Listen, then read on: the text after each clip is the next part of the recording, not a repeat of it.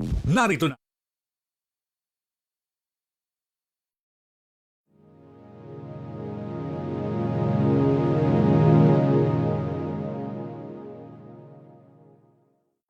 Magandang araw mga kababayan. This is Dante Klink ang II, Chairperson of the Commission on Filipinos Overseas. The CFO is the government agency that helps Filipino immigrants prepare for a successful life overseas. Unlike other migrant-focused agencies, the CFO plays a unique role in strengthening the economic, cultural, and political ties between Filipinos overseas and the Philippines. Even before our kababayan leave for foreign lands, CFO equips immigrants with information and helps them easily integrate into their destination countries and prepares them to become successful ambassadors of Filipino culture and excellence. For us at the Commission on Filipinos Overseas, the global Filipino diaspora is an untapped resource beyond remittances, waiting to be unlocked for intellectual, cultural, and national growth. As we strengthen a fabric that connects the global Filipino community through various programs and initiatives, we transform the challenges of brain drain into opportunities of brain gain. The CFO seeks to nurture the strong sense of Filipino community across the globe, while also encouraging them to contribute to the nation's development. We thank Radyo Pilipinas for giving us this platform to the challenges and triumphs of migration and development. We hope that the global Pinoy will be made aware of the programs and services that empower them toward meaningful migration and pave the way to immigrant success. Tandaan, kabayan, para sa inyo ito, mabuhay ang bagong Pilipinas.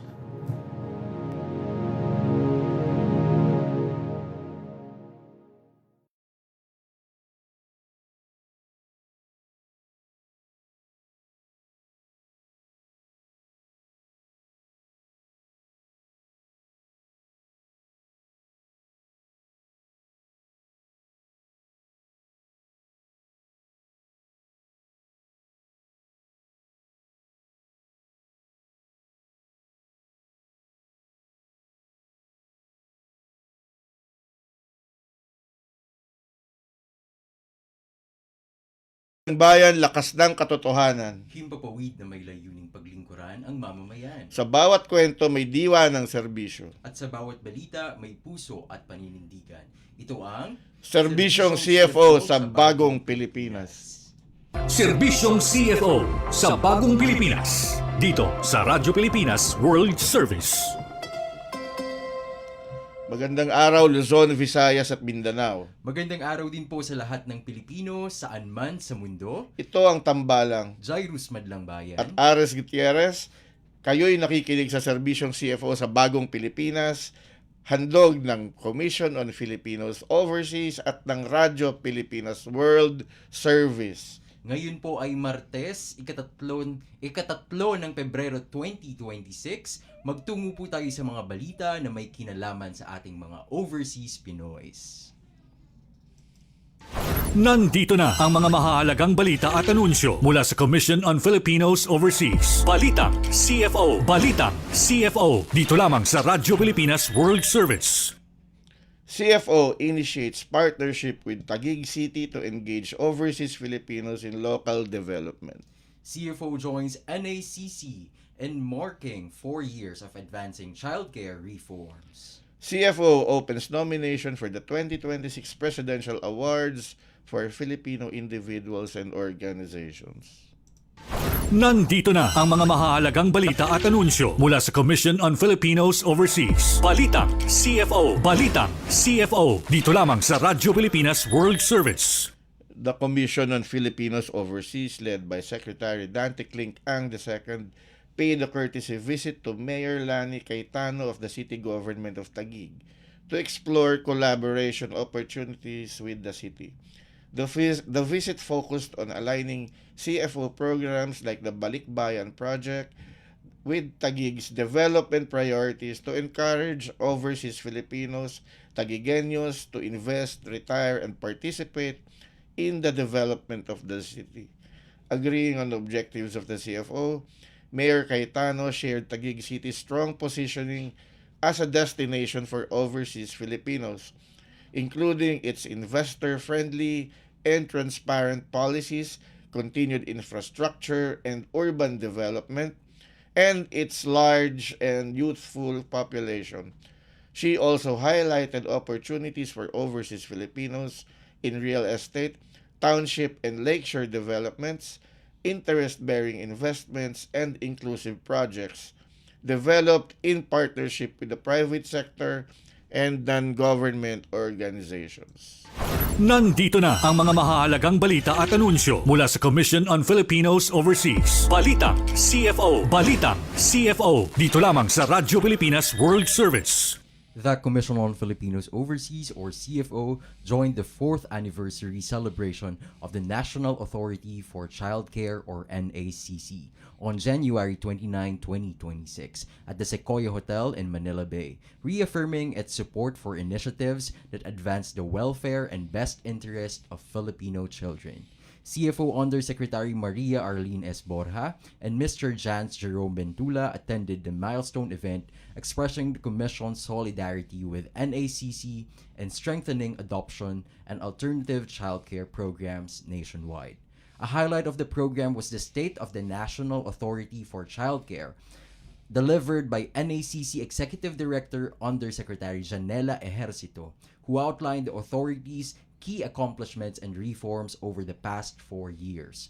The celebration included a Thanksgiving Mass, the Bell of Joy, and the program on awards and incentives for service excellence or praise, recognizing outstanding contributions to childcare services.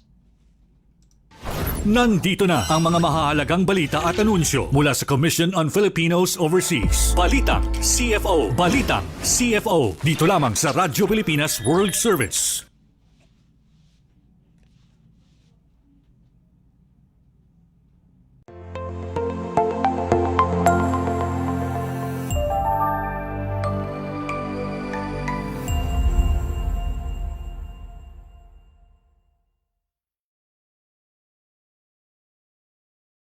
From every corner of the world, the Filipino spirit shines through compassion, excellence, and service. Wherever they may be, our kababayans continue to bring honor to the nation. The Presidential Awards for Filipino Individuals and Organizations Overseas, or PAFIO, celebrates the extraordinary contributions of Filipinos abroad and international partners whose contributions transcend borders and uplift the Filipino spirit. Established in 1991 through Executive Order 498 under the presidency of President Corazon C. Aquino, the PAFIO was born from a deep gratitude for the global Filipino community's unwavering support for the nation's growth and resilience. From this vision grew a platform that honors excellence, service, and global solidarity in many different forms. The PAFIO honors contributions across 4 distinct categories, each celebrating different facets of excellence and service. The Banaag Award recognizes collective action that uplifts Filipino communities abroad, emphasizing the power of collaboration and support. The Pamana ng Pilipino Award acknowledges individual excellence and distinction in various fields, highlighting the remarkable achievements of Filipinos worldwide. The Lingkod sa Kapwa Pilipino, or Linkapil Award, honors those who give back through humanitarian efforts and nation building, showcasing the spirit of giving and dedication to the Philippines' progress. Lastly, the Kaanib ng Bayan Award recognizes foreign partners who have gone above and beyond in championing the Filipino cause, underscoring the importance of global collaboration. Since 1991, 555 individuals and organizations from 55 countries and territories were conferred with PAFIO by 7 presidents. Their achievements remind us that the Filipino spirit transcends borders, making an indelible mark on the world stage. This 2026, the search continues. The Commission on Filipinos Overseas invites nominations for the next presidential awardees, individuals and organizations whose achievements and service continue to inspire the world. Nominations open on December 11, 2025 and close on May 29, 2026. Beyond the milestones and figures of the PAFIO are the real hearts behind the mission. the men and women whose service embody the true spirit of the Presidential Awards.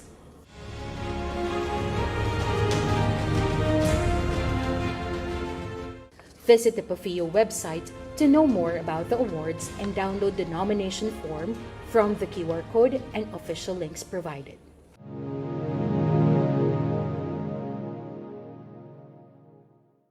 Ito na ang mga mahahalagang balita at anunsyo mula sa Commission on Filipinos Overseas. Balitang CFO. Balitang CFO. Dito lamang sa Radyo Pilipinas World Service.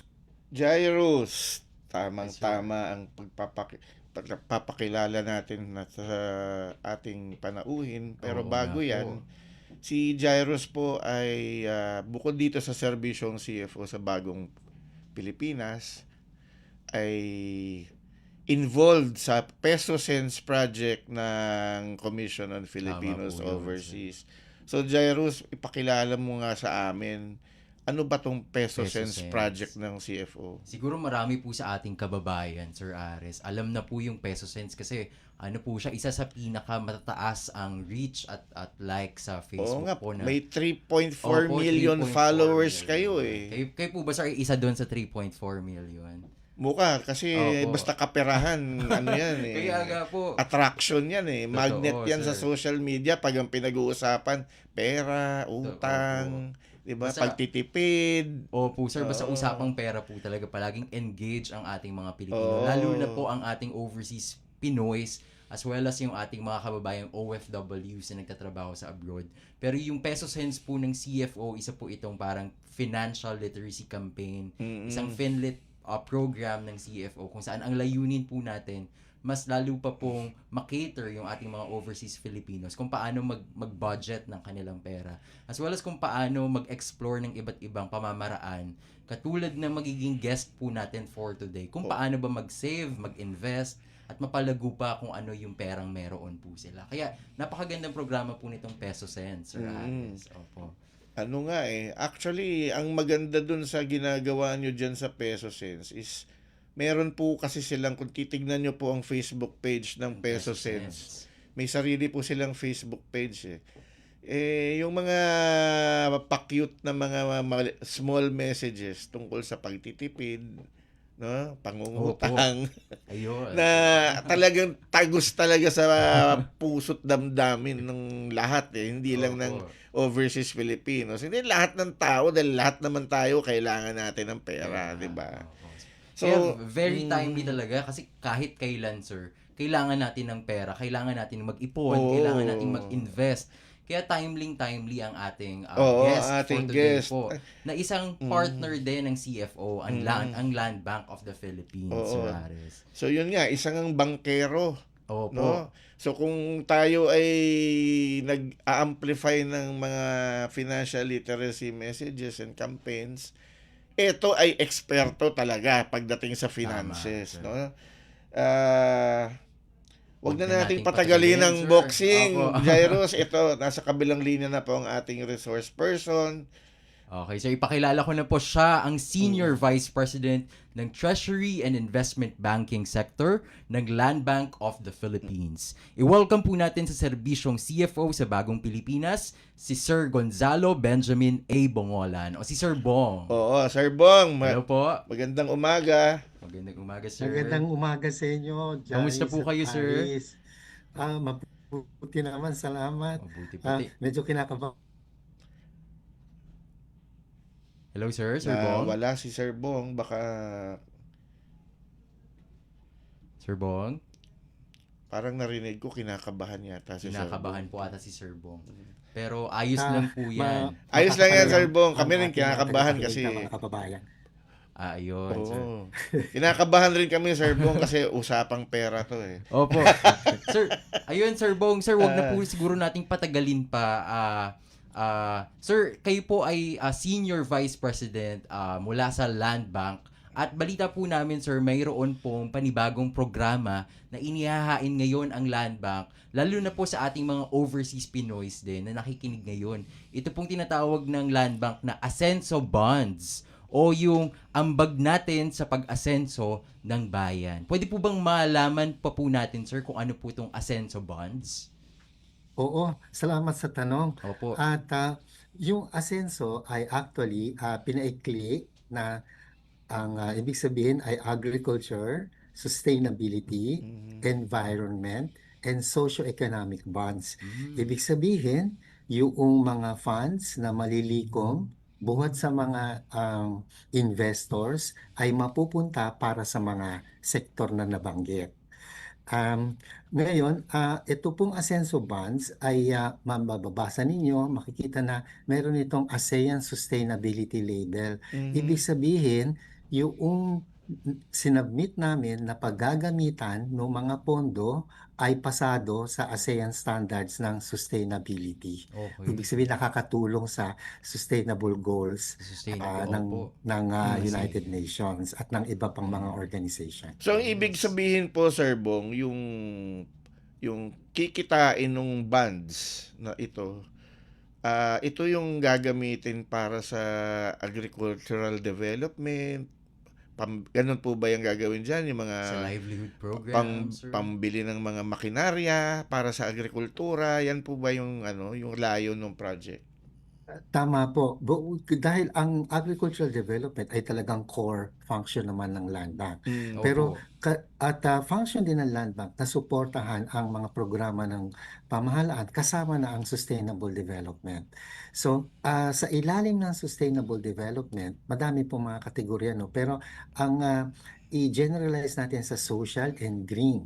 Sa Mm. social po, doon papasok mga nabanggit ninyo, mga rural infrastructure, food security, Mm. affordable housing, gender empowerment kasama rin ho. Oo. Ngayon, sa green naman, kasama ang renewable energy, Mhm. kunyari energy efficiency, yung green buildings, kunyari mga building na nagbabawas ng kanilang mga konsumo, ng kanilang mga emissions, Yes kasama po. po yun. Clean transportation, water management, at yung mga related po. So, yun po ang mga ide-direct po doon sa mga pautang sa mga sektor na yon, ang mga ma-raise na funds from the Asenso funds. So, napaka-inclusive pala, Sir Ares, ng Oo. Asenso Funds. Napaisip nga ako na, alam mo kasi, Jairus, Opo. yung mga migranteng Pilipino, Yes, yung sir. mga OFWs, yung mga permanent migrants. Kahit papaano may investment pa rin Yes, sila sa opo, atin, sir. And then marami sa ating mga OFWs, lalo na yung mga na-reintegrate, pumapasok sa agriculture. Opo, tama Diba? yun, sir. Nagtatayo sila ng mga farms, Opo. 'di ba? Mga fish ponds, mga kung ano-ano basta agriculture related. And then kung magsasucceed itong Asenso Bonds ng Land Bank, iikot din sa kanila yung yung Yung benefit, 'di benefit. ba? Opo, sir. Tama po ba kami sa analysis namin, Sir Bong? Tama po talaga. Kasi iyon, para may kasama rin talagang programa ang Land Bank ho na pag-reintegrate ng mga bumabalik natin ng mga Mm. May overseas reintegration Filipinos. program din, At sir. and then swak ho dun sa agricultural mandate ng Land Ng Bank. Land Totoo Bank. po yun kasi ah, ito naman po yung tinatawag na cycle.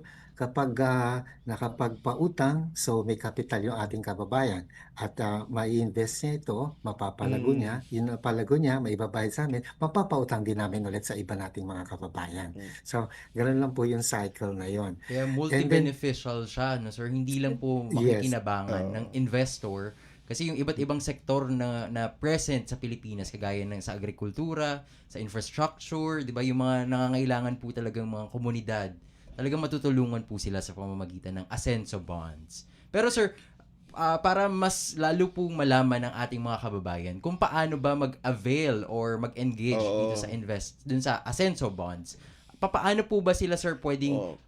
makakuha o makabili ng Saka magkano ang Opo, at kailangan, 'di ba? magkano, sir? Oo. Okay. Salamat sa tanong. Buti lang para mapaliwanag ko. Opo, Sir Totoo Bong. po, no, yung pag-avail nila ng bonds ay ambag nila sa pag-asenso dahil nga sa napaliwanag natin. Ngayon, meron hong dalawang paraan. No? Ang isa ay Yes. pumunta lang po sa maski anong land bank branch. Okay, sir. At ang ating mga branch officers ang siyang mag-guide na ng paperwork, ng mga documentary requirements, at saka yung pag-ayos nung mga debit credit ng account no, para po maisagawa yung investment. Opo. Yun ang isa. Ngayon, ay, so pong isa naman ay ang angkop sa ating mga kababayan abroad ay pwede naman po na mag-invest using the Land Bank Land mobile Bank banking app. Mm. Meron pong mobile banking application ng Land Bank na downloadable po ito sa mga application stores, no po? Tapos pwede po mag-open ng account doon. Pagka-download po noon, pwede na po mag-open ng account. Opo. So hindi na kailangan ho pumunta ng branch. Yung pagpondo, pwede rin po na pumunta sa branch o pwede rin naman po na fund transfer through the remittance partners. Actually nga po, Sir Ares, Sir Bong, parang tinry ko nga rin po siya kasi nakita ko po yung announcement ng Oo, Land Bank oo. app. Kasi parang very pinopromote talaga po siya ng Land Bank itong Asenso Bonds. Hindi lang po sa ating mga overseas Pinoys, pati rin sa kanilang pamilya at sa iba pa nating kababayan. At napakadali po talaga, parang may isasagutan lang po kayong forms para masigurado kung capable at ready na po ba talaga kayo mag-invest sa Asenso Bonds. And after po nun, ididirekta na po kayo sa kung paano ninyo kung paano po kayo makakapag-invest ng bonds. Kaya napakadali po talaga ng proseso. Alam mo, Sir Bong, natutuwa ako sa paliwanag ni Jairus pero hindi ako makarelate kasi hindi ko nakikita yung ATM ko sa Land Bank kasi meron akong fund manager Oo. sa bahay. Malaking tulong din talaga yung fund manager. Fund AKA ang inyong Oo, misis. yung aking misis, siya ang may hawak ng aking ATM. Pero ang ano nga doon kailangan po ba, Sir Bong, kasi 'di ba sabi niyo magda-download ng Land Bank app. Opo, Pero tama po yan. hindi kailangan po bang meron na siyang existing na Land Bank account o kasi sabi niyo mag-o-open din ng account eh. Kasi pwede hong mag-open ng account through the app. Opo. Kaya Ito po yung Land Bank account ang i-open niya. mag-open po siya ng Land Bank account. Tama Okay, po. okay. Tama po yan. Tama po yun. At saka nabanggit niyo po yung fund manager sa bahay. Ay, totoo po yun. Efficient Oo. po talaga yan. Ak- At Oh, effective din. Actually, sa totoo lang, ito dinadaan-daan ko lang lagi sa biro, pero mas effective talaga na wala sa iyo yung ATM mo eh.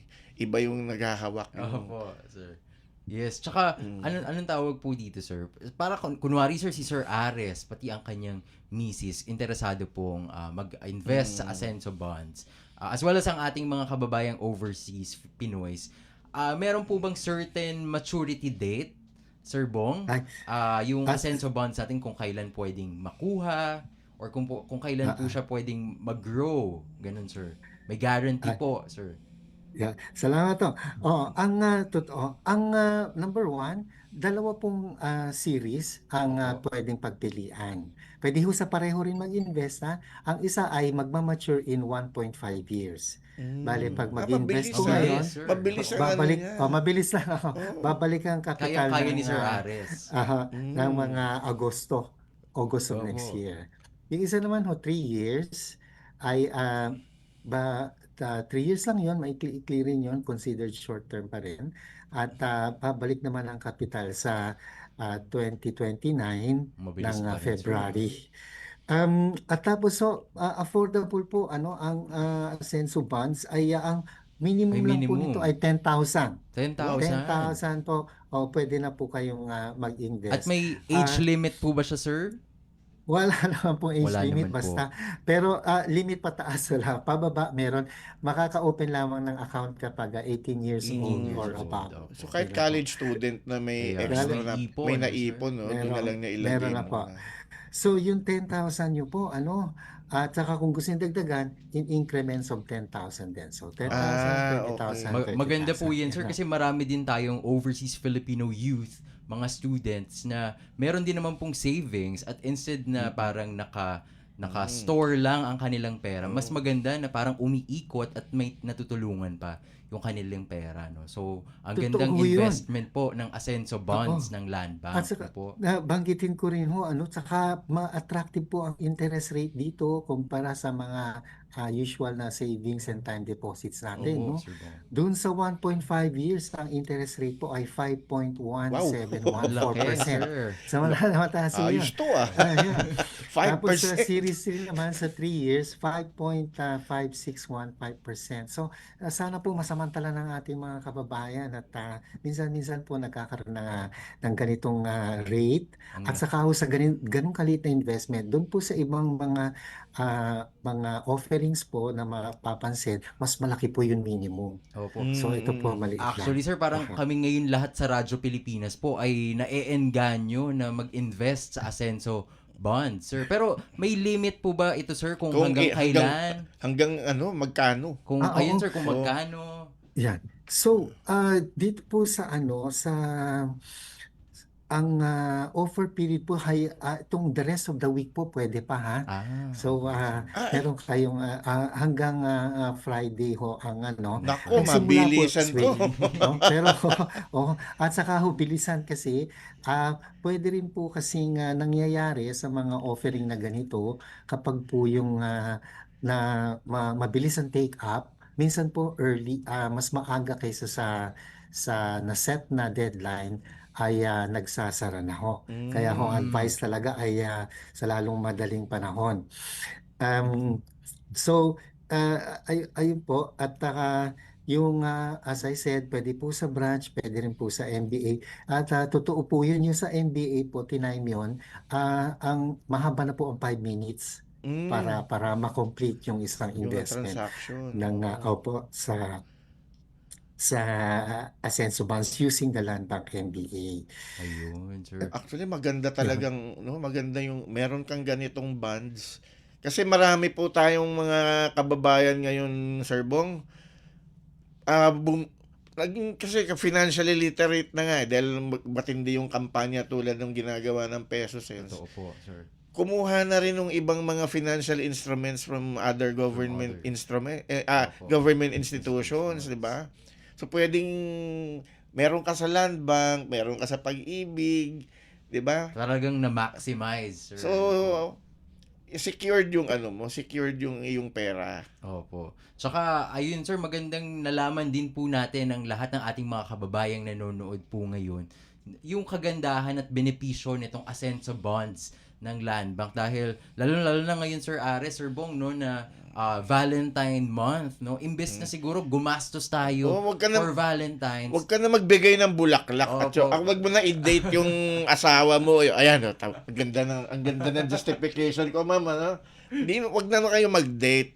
Wag na kayong gumastos ng 10,000 para mag-staycation o mag-date. Ibili nyo ng Asenso bonds. Asenso bonds. Oh. Hindi kayo magsisisi after 1.5 Wag na kayong bumili ng years. bulaklak. Ang mahal-mahal ng bulaklak, 5,000, 10,000, yung mga pasikat diyan, bibili dun sa mga branded na flower shop. Asenso bonds ang ibigay nyo, di ba? Tama. Parang yung practical na advice na nakita natin, Jairus, no? Huwag kang magbigay ng chocolates, bigyan mo ng bigas. Totoo po, di ba? Ayun, Diba? parang ganyan lang yun. Parang ganun lang yun. I-invest nyo na lang sa Asenso bonds ng Land Bank. Ayun. Yan, pwede na ba kaming endorser ng Asenso bonds, Sir Bong? Pwede na Pwede, ba yun? pwede. Hindi na ako nagsasalita eh. Okay. Ayun po, Sir Bong, maraming salamat po, sir. Pero may tanong pa ako kay Sir Opo, Bong. sige, sir. Ito po bang bonds na to, ito ay guaranteed by the Philippine government, di ba po? Ang bali po ang Land Bank, ang Asenso bonds na to ay issued by the Land Bank of the Philippines, no? Ngayon, ang Land Bank po bilang isang government institution, syempre po suportado ng government talaga. Ngayon, kung specific guarantee po, minabuti po na hindi na kumuha ng guarantee itong Asenso bonds. Bakit? Dahil number one, ang Land Bank naman po ay alam naman po natin na ang Land Bank through the years ay naging malaki at maunlad na institusyon. Opo. Kung sa maski ano pong sukatan ng bangko, ang Land Bank po ay nasa number 2, number 3, number 4. Nasa top 4 po parati. Lahat Mapasa secured. assets, sa kapital, sa deposit, sa kapital. So, ayun po. Pangalawa, ang nabasa niyo po siguro sa dyaryo na ang land bank ay malaki ang ambag sa ating National Treasury sa Mm. remit ng dividends. Yun po yung pagpapakita na ah, viable po siya at very profitable siya. At sigurado po na magbabayad kami ng aming Mm. mga obligasyon. Opo. Wala naman Oo. pong instance sa buong kasaysayan na hindi kami nagbayad ng obligasyon ng land bank. At sa nakaraan at sa hinaharap po, hindi po mangyayari yon. Ma- Ngayon, pangatlo po, yung guarantee ko kasi, um, yung sa karanasan ko po sa gobyerno, yung guarantee po kasi marami hong nangangailangan din yan na ibang sectors na Opo. priority ng ating government. Ngayon may cost din po sa government kasi. So, para na rin ho, yung hindi ma-burden yung guarantee capacity ng ating pamahalaan ay yung hindi na rin ho kami kumuha para ma-deploy na lang sa ibang mga sektor natin.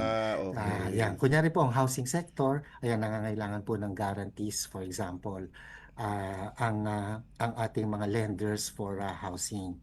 Ganun po isa parang bang sige sa kanila na lang. Anyway, kaya naman dito habang kaya. Yun.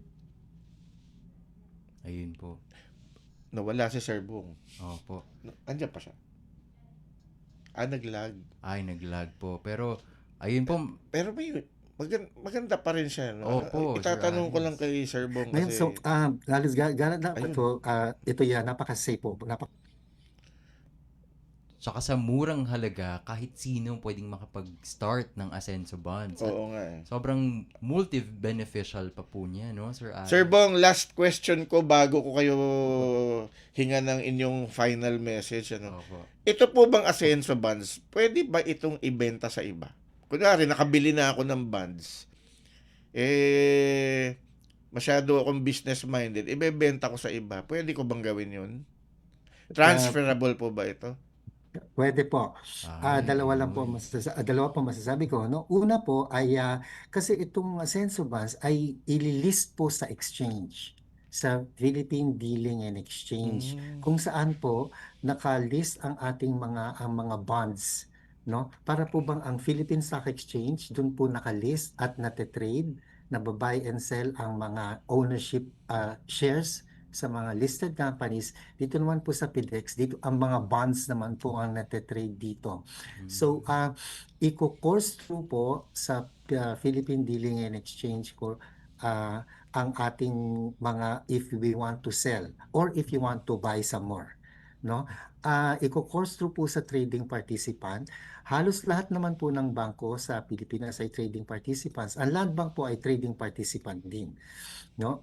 Kaya pwede kung for whatever reason gusto niyo lang kung ipagbili ay pwede niyo pong i-course through sa amin. Ang pangalawa pong gusto kong sabihin ay may possibility ho na tama kayo Sir Aris na baka mabenta niyo ng mas mataas. No? Opo. Pero may possibility din ng mas mababa kasi nga trading po yan. Oo nga. Depende naman po sa movement ng interest rate na siyang magiging magde-determine naman po nung buying or selling price. Yun na lang ho. Hindi siguradong yung capital ay makukuha ng buo. Pwedeng mas mataas, pwedeng mas mababa. So, gaya Pero, po ng lahat ng financial instruments, ito rin po ay may risk, di ba po? Totoo po, meron talagang risk po sa mundo at pero minimitigate natin at miniminize natin lahat yan. Pero ang maganda po na ang land bank, before securing any investments, lalo na sa ating mga kababayan, meron muna silang pinapasagot na parang maikling form para malaman po nila yung kakayahan, yung capacity ng ating mga kababayan makapag-invest at para mas maging aware din po sila doon sa papasukin po nilang Asenso Bond investing. No po, Sir Bong? Kaya, Sir Bong, baka po meron po kayong last message para sa ating mga sumusubaybay po ngayong araw when it comes to investing po sa Asenso Bonds. Ay, maraming salamat Opo. sa pagkakataon. No? Una, i-pick up ko yung sinabi mo, Jairus. No? Opo, Kasi sir. ang tawag dun sa form na sinasabi mo ay Client Suitability Assessment. Ayun, Kasi sir. nga ho, ayun, at advokasya din yan ng ating Bangko Sentral ng ating Securities and Exchange Commission para ho nararapat din yung investment na isasagawa ng ating kababayan. Kasi hindi natin maitatanggi, meron tayong kababayan na medyo marami lang alam, medyo sophisticado na. Meron tayong mga kababayan na nagsisimula pa lamang. Opo. So parang gusto hangga't pwede minamatch po yung investment mo doon sa iyong unawa at kakayahan. Opo. So, ang land bank po, ang Ascenso bonds po ay pwede po para sa lahat. No? At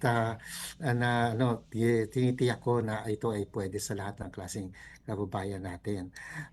Ngayon, yung sa sinabi po natin na ang objective talaga natin naman ay siyempre makapag-ipon, makapagtabi para sa ating kinabukasan ng ating mga mahal sa buhay. Tama po yun, ano? Pero alam natin lahat na ito ay realidad ng ating mga kababayan abroad, overseas, ay sakripisyo.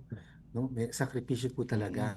Yung kinikwento nyo kanina, totoo yan. Delayed consumption ngayon is i-invest ngayon para mas madami ang ma-consume in the future. So, yun po yan. Ngayon, yung pinagpaguran po natin, wag natin sana sasayangin. At Tama hindi po. mo ba't maraming scam dyan? Ay, No, nako. kaya ho, ayan, kaya marami ho nabibiktima ang ating kababayan. Kaya ingat po, tingnan ho natin talaga na kung credible ba yung nagsasalita dyan, credible ba yung humingi ng pera, na rehistro ba yan, at saka alam ba ng otoridad yung mga instrumentong yan. So mag-ingat po. Kaya ito ay kasama na rin ho sa objective ng Land Bank na para magkaroon po ng instrumento ang ating mga kababayan na pag-imbisan na para na sigurado sila, no? At saka habang natututo po tayo sa finance, tulad ng lalo na't natutulungan ng ating kababayan ang programa ni Jarius na about pesos and cents, at then mas kaya na po natin pasukin yung iba pang mga investments na klase, no? Magsimula tayo sa base sa savings, sa mga safe na investments na ganito hanggang sa pakomplika. Kasi nga ho, ang tawag naman dyan, risk-reward trade-off, medyo higher risk din ho yung high reward. Pero low reward nga, pero low risk naman. So, habang umaakit din naman po sana ang tayo na habang yung kapag marami na tayong mga low risk investments, baka pwede na rin pumasok sa mga higher risk. Ayun po. Siguro, Wag po unahin yung higher risk. Oo, Nasa tama. muna. Opo. Siguro, Jairus, imbitahin mo na lang si Sir Bong para sa mas mahabang discussion ninyo sa pesos sir. and Mas ano. marami po tayo pang overseas Pinoys na mas magiging interesado pa. At yan po si Ginoong Gonzalo Bongolan, Senior Vice President ng Land Bank of the Philippines. At wag po nating palampasin ang pagkakataong na hanggang February 6 na lang, Jairus, Oo ang nga offer po, period. no, Sir Aris. Kaya po sa ating mga kababayan, mag-download po ng Land Bank mobile app o bumisita sa kanilang website at Facebook page para sa karagdagang detalye.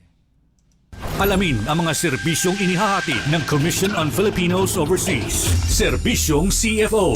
Dito lamang sa Radyo Pilipinas World Service. At nagdaan na naman po ang isang araw ng pagsasahimpapawid ng ating serbisyong CFO sa Radyo Pilipinas World Service. At sa bawat kwento, sa bawat impormasyon, at bawat serbisyong hatid namin, layunin naming mapalapit ang gobyerno sa bawat Pilipino sa anumang panig ng mundo. Tandaan, kababayan, basta't balita at serbisyo publiko. CFO kasama mo saan man sa mundo. Hanggang sa muli, ito ang Serbisyong CFO sa Bagong Pilipinas. Narito na ang programang mag-uugnay sa mga Pilipinong naninirahan sa iba't ibang panig ng mundo. Serbisyong CFO sa Bagong Pilipinas.